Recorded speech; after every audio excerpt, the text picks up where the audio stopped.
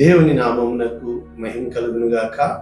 ప్రభునందు ప్రియులరా, మన ప్రభువు రక్షకుడునైన క్రీస్తు యేసు పరిశుద్ధ నామములో మీ అందరికీ శుభములు. 5వ తేదీ సెప్టెంబర్ మాసము 2025 సంవత్సరం. ఈరోజు దేవుడు నిన్ను ప్రేమించి నీతో చెప్పుతున్న అద్భుతమైన అద్భుతమైన అద్భుతమైన వాగ్దానం. బుద్ధిమంతులు జ్యోతుల వలె ప్రకాశించెదరు, వారు నక్షత్రముల వలె నిరంతరము ప్రకాశించెదరు. ఇది వాగ్దానం. నిరంతరము నక్షత్రముల వలె ప్రకాశించెదరు. దానియేలు గ్రంథము 12వ అధ్యాయము 3వ వచనం. పూర్తి వచనము: బుద్ధిమంతులైతే ఆకాశ మండలములోని జ్యోతులను పోలిన వారే ప్రకాశించెదరు. నీతి మార్గమును అనుసరించి నడుచుకున్నట్లు ఎవరు అనేకులను త్రిప్పుదరో వారు నక్షత్రముల వలె నిరంతరము ప్రకాశించెదరు. నేర్చుకునే ముందు ఇంగ్లీష్లో new living translation, Daniel chapter 12 verses 3. Those who are wise will shine as bright as the sky. అంటే ఆ ఆకాశము కంటే ప్రకాశమానముగా, అంటే ఒక నక్షత్రం ఎలాగ ప్రకాశమానంగా ఉంటుందో జ్యోతి అన్నారు కదా. And those who lead many to righteousness will shine like the stars forever. ఆ నక్షత్రముల వలె అనేక మందిని నీతి మార్గములో నడిపించే వాళ్ళు నిరంతరము ప్రకాశిస్తారు. ఇది వాగ్దానం. అయితే మనం ఎలా నేర్చుకోవచ్చు? ఈ దానియేలు గ్రంథం 12వ అధ్యాయం 1వ వచనం. ఆ కాలమున, అంటే దానియేలుకి దర్శనాలిస్తూ దేవుడు మిఖాయేలు ఏ విధంగా వస్తాడో, జనులు రాజ్యముగా కూడిన కాలం మొదలుకొని ఈ కాలం వరకు అని చెప్పుతూ ఎవరెవరైతే జీవ గ్రంథం వారు రాయించబడ్డారో పేర్లు, వాళ్ళు మాత్రమే తప్పించుకుంటారు. కొందరు అక్కడ తీర్పు చెప్పబడుతుంది, నిత్య జీవము అనుభవించుటకు, కొందరు నింద పాలగుటకు, హేయులగుటకు మేలుకుంటారు అని చెప్పుతూ బుద్ధిమంతులైతే. కాబట్టి ఈ కడవరి తీర్పులో జరిగే కాలాలు ఇక్కడ మనకి బయలుపరుస్తున్నట్లు చూడగలుగుతున్నాం. కనుక ఈరోజు మనం నేర్చుకుంటున్న వాక్య భావము బుద్ధిమంతులు. అంటే మనము బుద్ధి అనేదాన్ని వీళ్ళు ఇక్కడ వైస్ అన్నారు కదా. చాలాసార్లు పాముల వలె వివేకులు, పావురముల వలె నిష్కపటులు అని యేసు ప్రభు చెప్పాడంట. వివేకం కలిగి ఉండాలి. కానీ ఇదే యేసు ప్రభువు చిన్నపిల్లవాడిని ఎత్తుకుని ఏమన్నాడు? ఇలాంటి వారిది పరలోక రాజ్యం. మరి చిన్నపిల్లలకి వివేకం ఎక్కడి నుంచి వస్తుంది? మరి చిన్నపిల్లలకి ఒక దెబ్బ కొడితే రెండు కొట్టలేరు కదా, చూపిస్తారు కదా, కొట్టుకో అని. చంపేస్తున్నా కూడా వాళ్ళు లౌక్యం తెలియదు.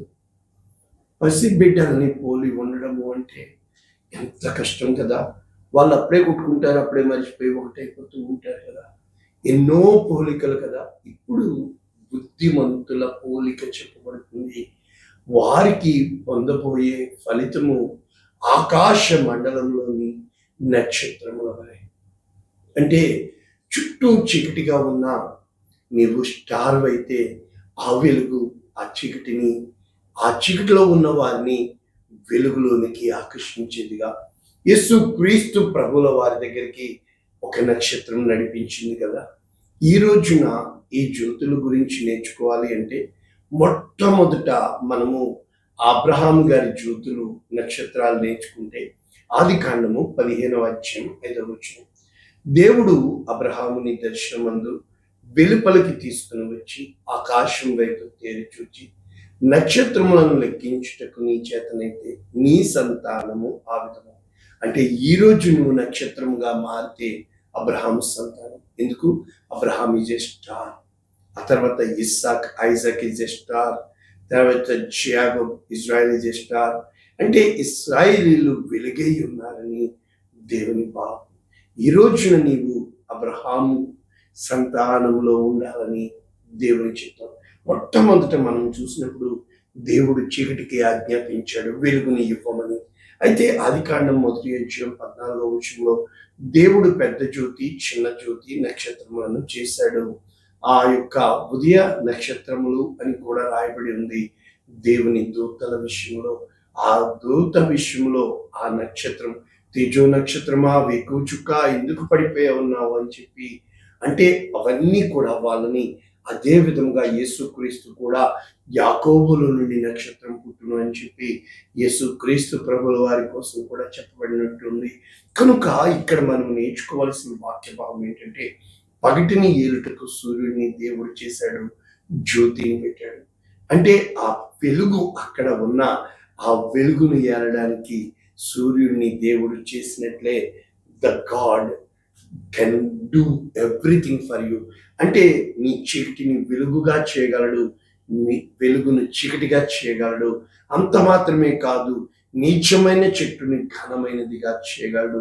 అంటే ఎప్పుడైతే ఎండిన భూమిలో లేత మొక్క వలె చుట్టూ భూమి ఎండిపోయింది, కానీ ఈ విత్తనం ఎక్కడి నుంచి పడిందో, దానికి ఏ చిన్న తేమ తగిలిందో ఆ యొక్క మన్ను అడ్డుకుంటాదని కాక, ఆ మన్నును తలుచుకుంటూ బయటికి వచ్చిన లేత మొక్క ఆ గాలికి కొట్టుకుపోయేది. పాదం వేస్తే పక్షులు తినేస్తాయి, పిచ్చుకలు తినేస్తాయి, కోడి పిల్లలు తినేస్తాయి.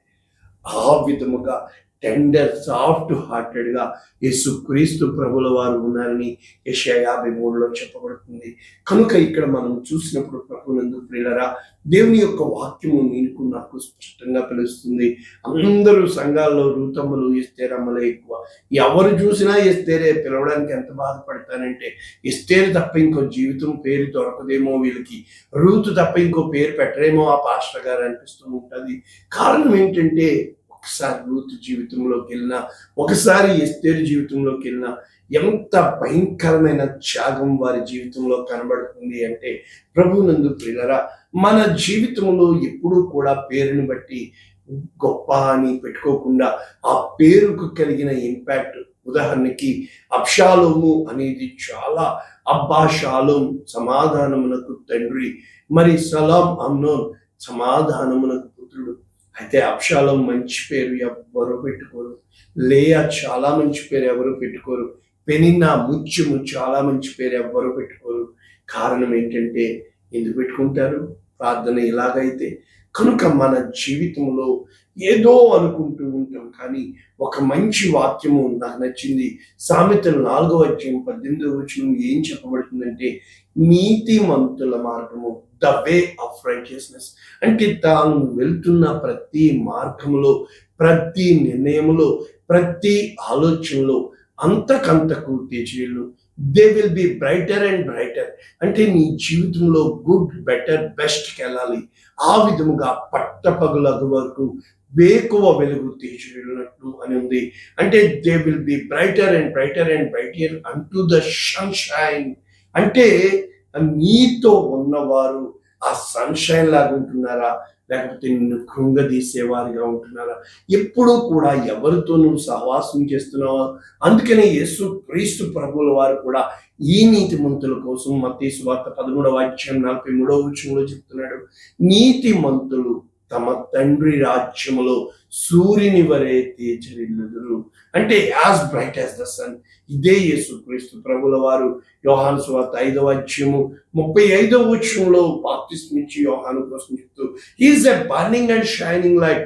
అతడు మండుచు ప్రకాశించిన జ్యోతి వలె ఉన్నాడు, దీపమై ఉన్నాడు అని చెప్పి ఈ రోజున నీ కోసం, నా కోసం, నీవు నేను ఆ విధమైన సాక్ష్యము కలిగి ఉండాలంటే దీన్ని మెటామార్ఫోసిస్ అంటారు. అంటే ఒక తేజరిల్లే విధముగా నీ జీవితంలో ఉన్న చీకటిని నీ లోపల ఉన్న వెలుగు ద్వారా నీవు ఎప్పుడైతే అధిగమిస్తావో, ఓవర్కమ్ చేస్తావో, అప్పుడు నీలో ఉన్న వెలుగు, అంటే నాలో ఉన్నవాడు లోకంలో ఉన్నవాని కంటే గొప్పవాడని, నీ లోపల నుంచి వెలుగు వచ్చి నీ చుట్టూ ఉన్న చీకటిని పటాపంచలు చేసేదిగా, నీలో నుంచి దైవిక వెలుగు, దైవిక స్వస్థత, దైవిక దీవెన, దైవిక కృప ప్రజలకి వెళ్ళాలి అంటే ఆ వెలుగు మొట్టమొదట, అంటే చిన్న అగ్గిపుల్ల కావచ్చు, కానీ అది ఎంత గొప్పదైనా కూడా తగలబెట్టగలదు. అంటే ఆ చిన్న వెలుగును నీవు ఎప్పుడైతే, ప్రజలు ఎప్పుడూ కూడా మరి ఆ నీళ్ళని పోసి చలార్చే వాళ్ళుగా ఉంటారు. దేవుడు ఎప్పుడూ కూడా నీలో ఉన్న ఆత్మని, పరిశుద్ధాత్మని, నూనెని పోసి వెలిగించువాడుగా ఉంటాడు. నీవు అంతకంతకి వర్ధిల్లాలని ప్రసంగి గ్రంథము 9వ అధ్యాయం 10వ వచనము ఎన్నోసార్లు నేను మీకు నేర్పించున్నాను. కారణం ఏంటంటే పైనుండి వచ్చు జ్ఞానము ఎప్పుడు ఎలా ఉంటుందో చెబుతూ, చేయుటకు నీ చేతికి వచ్చిన ఏ పనైనా చేయి నీ శక్తిలో పోరాడాలి. అయితే నీవు పోయి పాతాళమునందు, ఈ లోకంలో ఉన్న డాక్టర్లు, ఇంజనీర్లు అని పరలోకంలో ఉండదు. అది ఈ లోక జ్ఞానం. పరలోక రాజ్యం యొక్క జ్ఞానం ఏంటంటే సాధువు కలిగి ఆత్మ ఫలములు ఫలించేటట్లుగా. కనుక పాతాళమునందు పని అయినా, ఉపానమైన, తెలివైన, జ్ఞానమైన లేదు. యెహోవా యందు భయభక్తులు కలిగి ఉండుట మాత్రమే జ్ఞానమునకు మూలము అని చెప్పి ఇక్కడ చెప్పబడుతున్నట్లు మనం చూస్తున్నాం. అంటే నీవు త్వరగా వెళ్ళాలి అంటే ఒంటరిగా వెళ్ళాలి. అనేక మందిని నడిపించాలంటే 40 సంవత్సరాల కాలం పట్టింది వాగ్దాన దేశమునకు వెళ్ళడానికి. అంటే మోషే ఎంతగా వారి ముందు మండుచు ప్రకాశించుచున్న నాయకుడిగా, అంటే ఫర్ ఎవర్ అండ్ ఎవర్, అంటే నీ జీవితంలో, నా జీవితంలో ఏ విధముగా అని అంటే, ఈ వైజ్ అన్న బుద్ధిమంతులు అన్న మాటకి మస్కీం అని రాయబడింది. మస్కిలీం అంటే అర్థం ఏంటంటే వాళ్ళు తాము ఎంచుకునే మార్గము దేవుని దృష్టికి అంగీకారమా, ఈ లోక జ్ఞానమా? ఈ లోక జ్ఞానం ఎప్పుడు నిన్ను ఉప్పొంగ చేస్తుంది, పరలోక జ్ఞానం ఎప్పుడు విధేయతునిగా మారుస్తుంది. ఇక నీతిమంతులు ఎవరు అంటే ఏమీ కాదు, అందరూ మనుషులమే. మనము చేసే నిర్ణయాలను బట్టి, మనము మాట్లాడే విధి విధానాలను బట్టి, మనము ఎంచుకునే ప్రతి చాయిస్ మన జీవితాన్ని ఒక సింబాలిక్ గా చూపిస్తుంది. కనుక నక్షత్రాలతో ఎందుకు పోల్చబడింది అని అంటే ఒకే ఒక కారణము, ద ట్రూ విజ్డమ్. అంటే నీవు ఎప్పుడు కూడా అబద్ధం ప్రచారంలో ఉంటుంది. కారణం అబద్ధానికి ఆ యొక్క అట్రాక్షన్ ఎక్కువ కనుక, ఆకర్షణ ఎక్కువ కనుక. కానీ నిజం చేదుగా ఉంటుంది, నిజం నిలకడగా తెలుస్తుంది, నిజం ఎప్పుడు తొందరపడదు, నిజం ఎప్పుడూ కూడా దాగి ఉంటుంది. నిప్పు లాంటి నిజం అని ఎందుకంటారో తెలుసా? పైన బూడిద ఉంటుంది కనుక. ఏ రోజునైతే నిప్పు ఎప్పుడూ కూడా లోపలే ఉంటుంది, పైన బూడిద ఉంటుంది, ఎప్పుడూ కూడా అగాధ జలాల్లోనే ఉంటే గొప్ప గొప్ప సామర్థ్యం కలిగిన ఆ యొక్క మినరల్స్ కావచ్చు, మైన్స్ కావచ్చు, అతి శ్రేష్టమైనవి కావచ్చు. ఈ రోజున దేవుని యొక్క వాక్యము నీకు నేర్పించాలి అంటే ఆ దైవిక యొక్క మహిమ నీ విశ్వాసమునకు ఇంపాక్ట్ గా అవుతుందని ఇప్పుడు మనం ఇక్కడ నేర్చుకోవడానికి ఒక వాక్య భాగం నేర్పిస్తే, అంటే చాలా మంది మనము సేవ చేయడానికి ఇష్టపడుతున్నాం. ఈ కాలంలో సేవ చేయడం ఖచ్చితం, చేద్దాం. కానీ దేనికి చేస్తున్నావు? దేని విషయంలో చేస్తున్నావు?